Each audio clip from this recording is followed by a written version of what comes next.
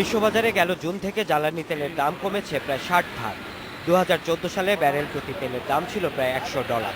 সেই তেলের দাম এখন নেমে এসেছে $42। দেশে জ্বালানি তেলের চাহিদার 95 ভাগ সরাসরি বিদেশ থেকে আমদানি করে বাংলাদেশ পেট্রোলিয়াম কর্পোরেশন বিপিসি। প্রায় 50,000 কোটি টাকার পুঞ্জীভূত লোকসানে থাকা সংস্থাটির তেল আমদানিতে এখন বছরে সাশ্রয় হচ্ছে $200 কোটি। এতে চলতি অর্থ বছরের বাজেটে জ্বালানি তেল বাবদ থাকা ভর্তুকির অন্তত অর্ধেক অর্থ বেঁচে যাবে সরকারের। ভর্তুকি অনুযায়ী সরকার পর্যাপ্ত অর্থ বাজেট থেকে বিপিসিকে দেয় নাই, ফলে বিপিসিকে ধার করতে হয়েছে। তো এই ধারগুলো যত তাড়াতাড়ি সম্ভব বিপিসি যদি শোধ করে দিতে পারে, সেটা এই সরকারি প্রতিষ্ঠানটাকে আর্থিকভাবে সুসংহত করবে এবং শক্তিশালী করবে। আমদানি খরচ এবং তার নিজস্ব অপারেটিং খরচ যেগুলি আছে সেটার জন্য যথেষ্ট। এগুলি ধরেই হিসাবটা যে এই যে 14 টাকা পার লিটার এখন ডিজেলে লাভ হচ্ছে, কাজে বাজেটের মাধ্যমে যেটা দেওয়ার প্রয়োজন ছিল সেটা সরকারকে দিতে হচ্ছে না। কাজে এই টাকাটা অন্য খাতে ব্যয় হতে পারে অথবা সরকারের বাজেট ঘাটতি কমানোর ক্ষেত্রে ব্যবহার করা যেতে পারে।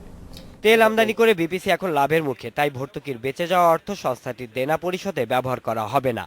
এই সাশ্রয়ী টাকা আমাদের উচিত হবে ওই সকল ক্ষেত্রে বাড়িয়ে দেওয়া, শিক্ষাক্ষেত্রে, স্বাস্থ্যক্ষেত্রে, বিশেষ করে নিম্ন আয়ের মানুষের জীবনটাকে আরেকটু সহনীয় করার জন্য আমাদেরকে এইসব কাজ করা উচিত। তবে তেলের আন্তর্জাতিক বাজার মূল্য আরও 6 মাস পর্যবেক্ষণ না করে গ্রাহক পর্যায়ে দাম কমানোর কোনো পরিকল্পনা নেই সরকারের। Shaon Hasnat, independent news, Dhaka.